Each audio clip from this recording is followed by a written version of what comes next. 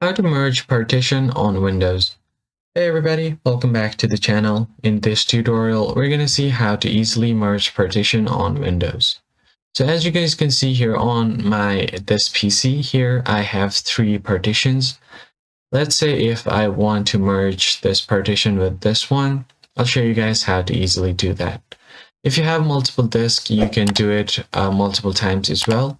So the first thing you want to do is open up your disk management. Right click on the Windows icon over here, and then from here you can find disk management. Click on it.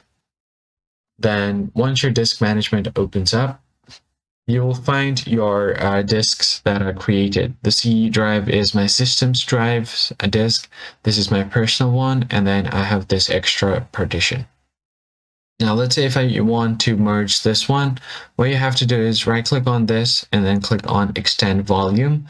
But this is grayed out currently because it does not have any unallocated memory or the volume that can be merged with this one right next to it. So what you have to do is first delete this simple volume. Right click on it, click on delete volume. But before you delete anything, if there are any important files, make sure that you back them up in a USB stick or hard drive or anywhere else.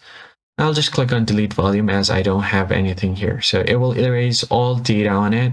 Back up any data if you want before deleting it. And I'll just click on yes to delete. Now, since I have this 5 gigs of unallocated memory, what I can do is just right click on my D drive, click on extend volume. Now it's not grayed out anymore.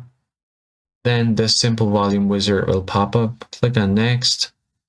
Now click on next again. You can select the amount. I'll just leave it as it is.